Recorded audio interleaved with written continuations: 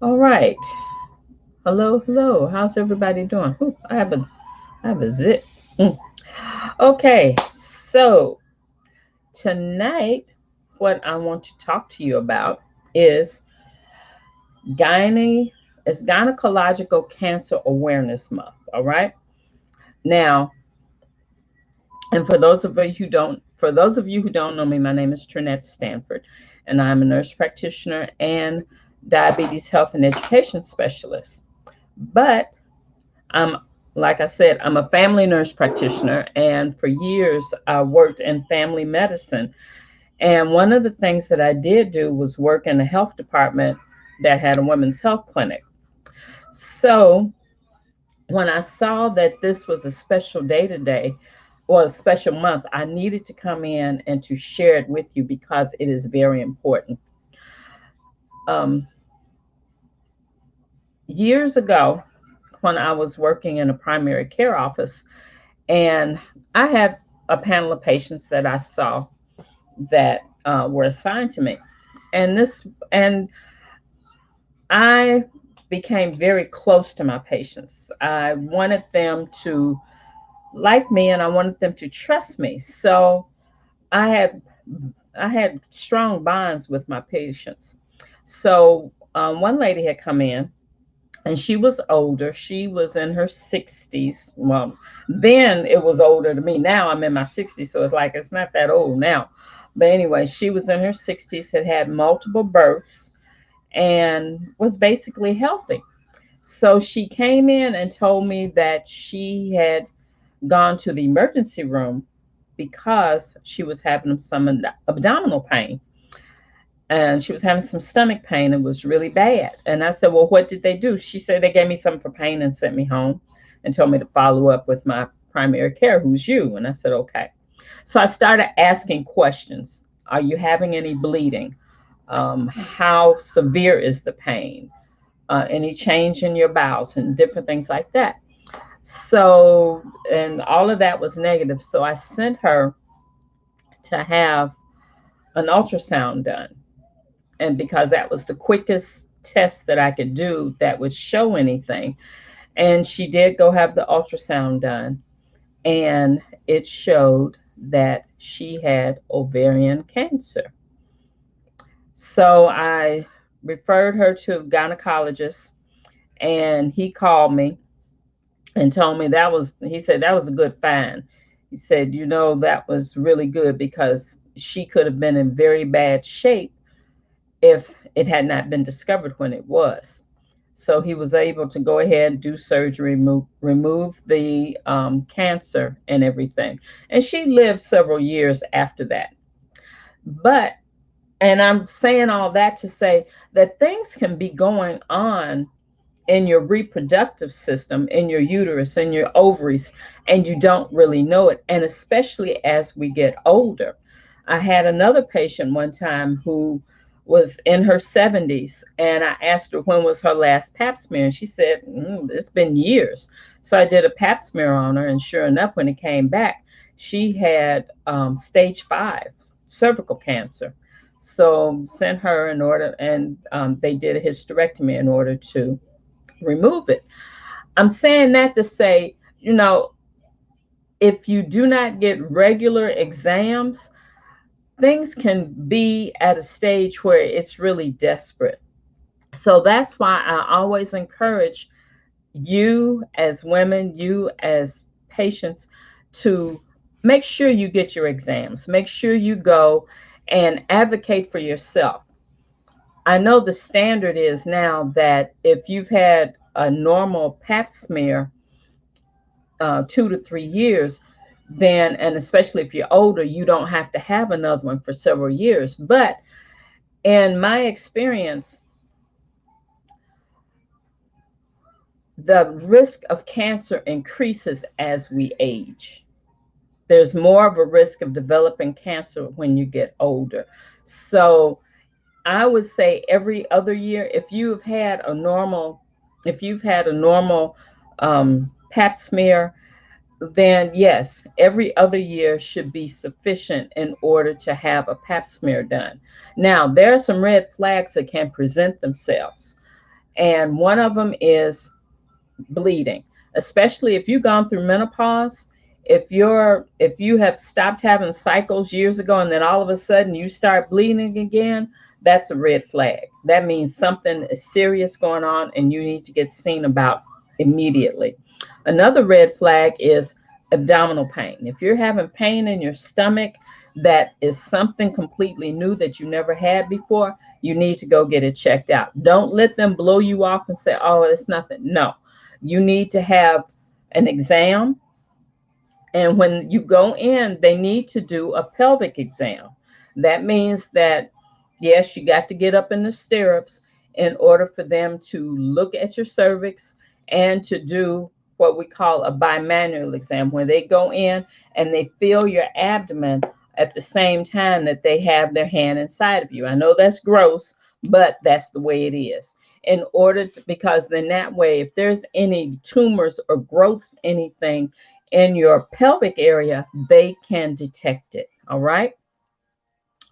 Another thing that is a red flag, that if there's changes in your bowels, that is something that's quite uncommon, or increased pain or pressure when you urinate.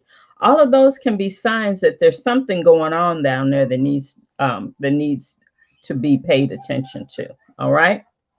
So it's very important that you get the Pap smear. That will determine if you have any cervical problems. Now, if you've had a hysterectomy, no, you don't need to have a, well, if you've had a hysterectomy because of fibroid tumors or abnormal bleeding or something like that, you really don't need to have a Pap smear. Now, if you've had a hysterectomy because you had cervical cancer, then yes, you need to have um, a, it's not a pap smear because you don't have a cervix, but you do need your vaginal area looked at because you may be at risk of developing abnormal growths in your vagina. So that needs to be paid attention to. All right.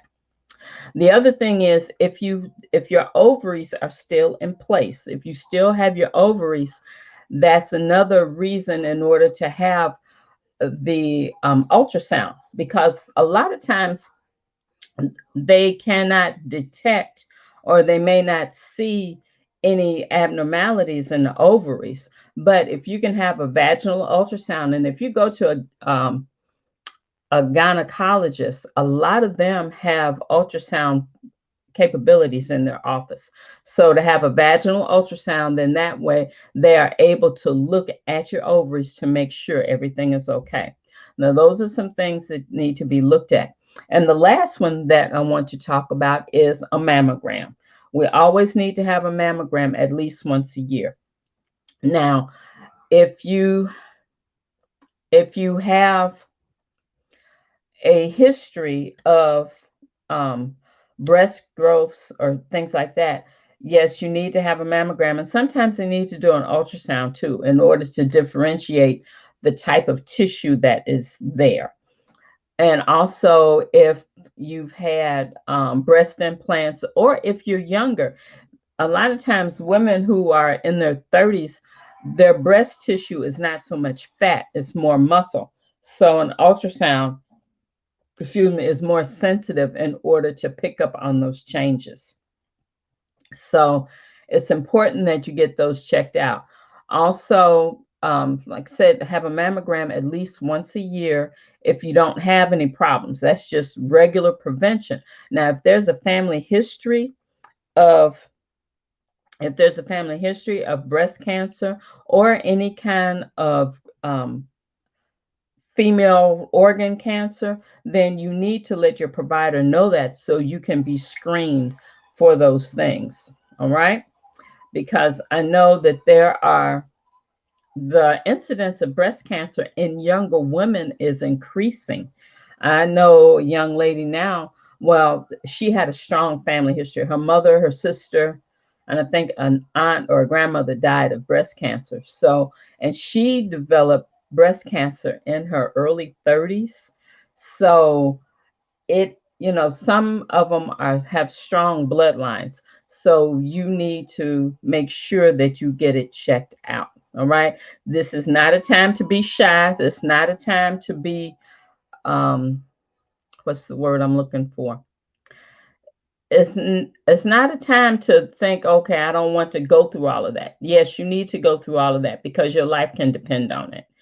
I always say prevention is better than a cure. So it's much more easier to take care of things early than to wait until they have progressed so far until you have to have something drastic done. I have another story. When I was working for the health department down in Mobile, we had a women's health clinic, and this young lady came in, and she was in her 20s, and she told me, she said, I felt something um, abnormal on my breast. So I examined her and I asked her, and we questioned it and everything. So I did send her for an ultrasound to have it done, and then they did a biopsy, and sure enough, she had breast cancer at the age of 28. But the thing that is so important, she had been doing self breast exam every month, so she knew her body. And that's another tip I want to leave with you. When you examine your breasts on a monthly basis, you get to know your body and you get to know what's normal and what's abnormal. And so she knew that there was something wrong. And sure enough, I mean, when she went to have surgery, it was like the size of a pea.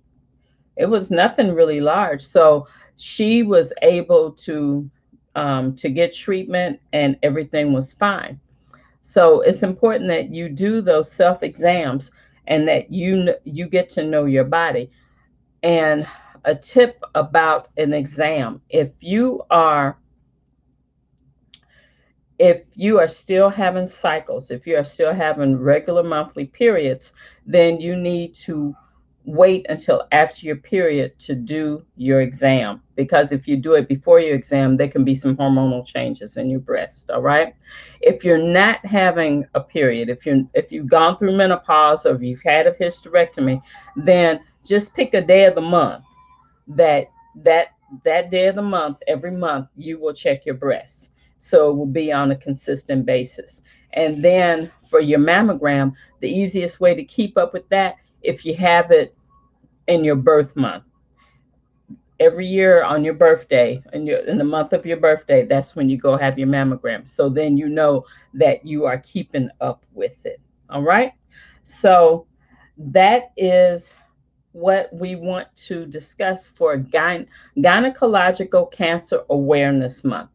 And you can go to your primary care, if you have a primary care who does vaginal exams, who do Pap smears, who does all of that. That's all well and good. Or you can go to a gynecologist who is a specialist in that area, and they will do that. All right. So that's what I have for you. And if you have any questions, do not hesitate to leave comments and to leave questions. Okay. So I want to thank you for your attention, and I will see you on the next recording. Bye.